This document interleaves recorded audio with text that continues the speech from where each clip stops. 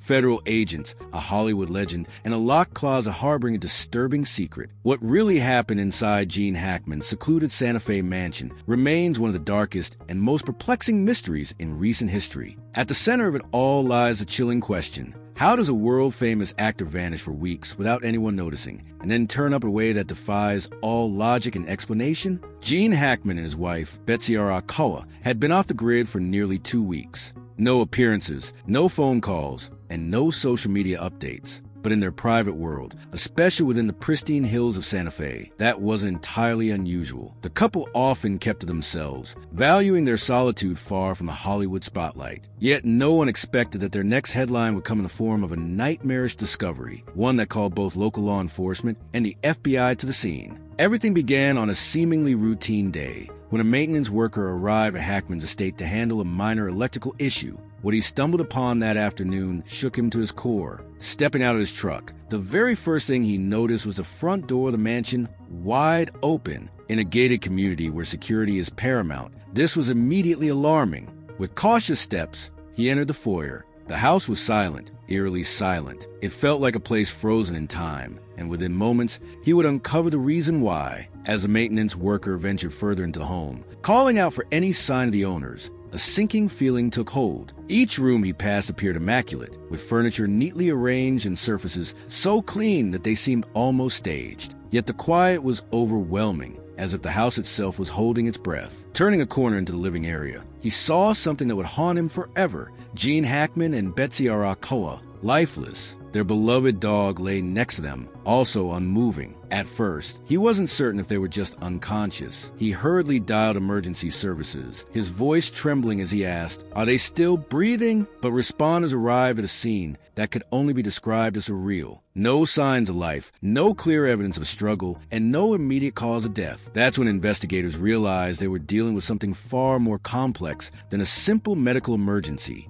As the first wave of shock subsided, officials noticed the details that would go on to captivate the nation. Pills scattered near the bathroom sink, a half-finished bottle of wine, uncorked next to an empty glass. Everyday objects, a cane, a pair of sunglasses, left in odd places. And in a locked closet, another dog, very much alive, whimpering as if it had witnessed something terrifying. Local authorities initially treated the case as a potential overdose or a tragic accident, but the setting raised too many questions. Why was the front door left ajar in such a high-security community? Where was the forced entry, if any? Why would Gene Hackman and Betsy Arakawa suddenly cut off all contact with friends and family? And what about the dog locked away, hidden from the rest of the house? While the Santa Fe police tried to piece these clues together, word of the discovery spread like wildfire. Within days, the FBI got involved. The presence of federal agents immediately signaled that there was more at stake. Investigators began interviewing neighbors, acquaintances, and extended family members. Did anyone see unusual activity leading up to the discovery?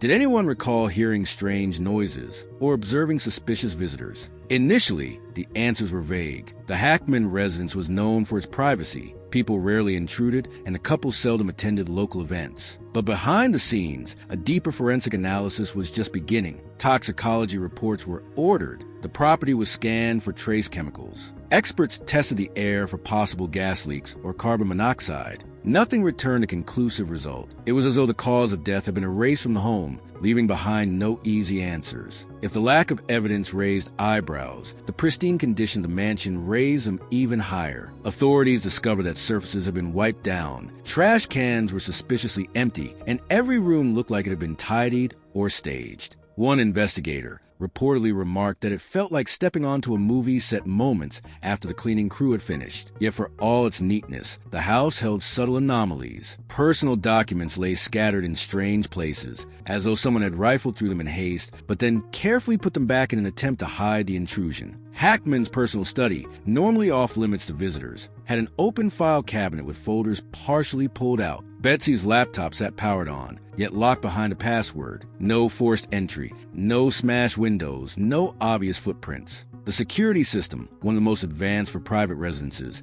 had recorded no breaches. Still, the front door had been left open, a glaring contradiction no one could explain. As investigators fanned out the quiet roads of the gated community, they interviewed neighbors who offered contradictory recollections. One insisted they had seen a strange car, possibly a dark-colored SUV, parked near Hackman's property multiple evenings in a row. Another claimed that they had heard faint barking late at night, barking that might have belonged to the dog discovered locked in the closet. Another neighbor, who had known the couple casually, said they found it odd that the usually friendly Gene and Betsy had recently grown more reclusive. They hadn't even responded to well-wishing notes left at their door. Speculation ran rampant. Could have been a break-in gone wrong? An elaborate robbery that turned deadly? Yet nothing valuable appeared stolen. The couple's safe, if they had one, was never found forced open. Most of Hackman's known memorabilia and prized possessions remained untouched. If theft wasn't the motive, what was? Those who followed Gene Hackman's career knew that in recent years,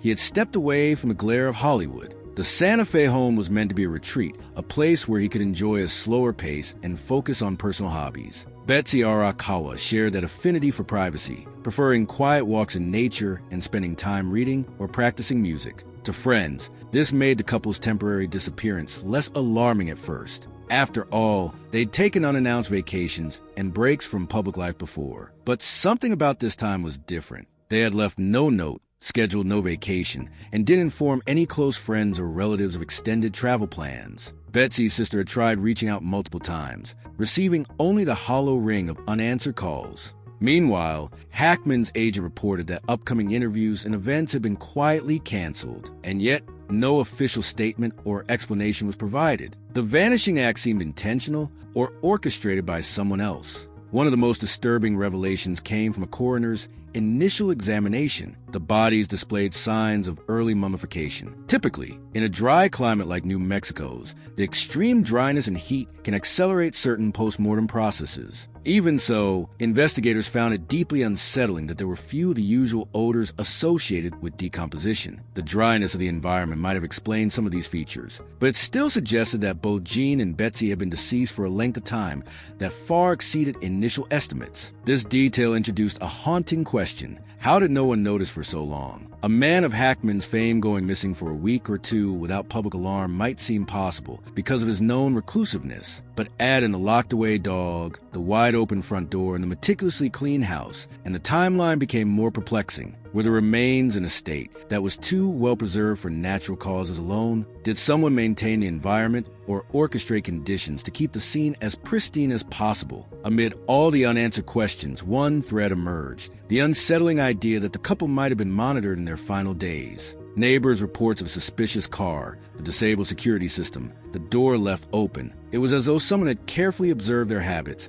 waiting for the perfect moment to strike, or to carry out a sinister plan. Investigators went through the mansion's electronics, searching for hidden cameras, wiretaps, or tamper with the home's Wi-Fi network. Some devices showed signs of unusual activity, but digital footprints can be deceptive. The FBI Cybercrime Division was called in to analyze the router logs, the laptop, and the couple's smartphones, devices that were found powered off and stored in odd locations, as if someone had intentionally tried to hide or sanitize them. Speculation ignited across social media, in tabloid headlines, and among true crime enthusiasts. Was it a kidnapping attempt that went horribly wrong, followed by an elaborate cleanup? Did the couple perhaps stumble upon something, like hidden documents or evidence of a larger conspiracy that threatened someone powerful? Or was it a more personal vendetta, a crime of passion orchestrated by a person close to them? Others believed it could have been a tragic, medically related incident that spiraled into a confusing tableau. Perhaps one of them became severely ill, the other tried to help, and in the chaos, both lives were lost. But that theory didn't explain the locked dog, the suspicious car sightings,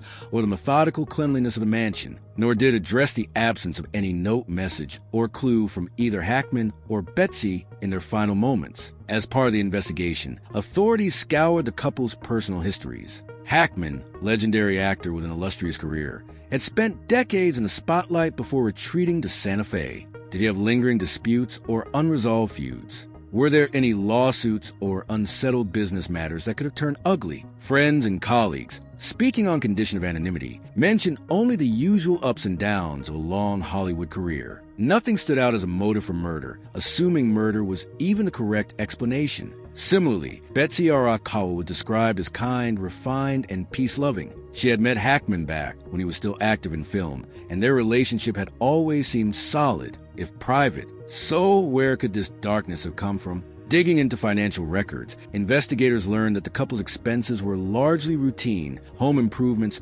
property taxes, occasional charitable donations. No suspicious large withdrawals or transfers were noted in the months before their deaths. If there was a blackmail or ransom scenario, it wasn't evident in their bank accounts. Another theory that briefly surfaced involved an extremist group targeting Hollywood icons who had spoken out on certain political or social issues. While some online forums pointed to this possibility, actual evidence linking Hackman to such a threat was scarce. Nonetheless, the FBI didn't dismiss any angle outright. They conducted interviews with local Santa Fe residents, rummaging through rumors of strange gatherings or potential cult activities in the area. Nothing conclusive materialized. From the moment the bodies were found, the media had a field day. Cable news segments theorized daily about the possible cause of death, while tabloid headlines screamed of foul play and Hollywood conspiracies. True crime podcasts dedicated multiple episodes to the bizarre circumstances. But just as the story reached fever pitch, something odd happened. The coverage waned.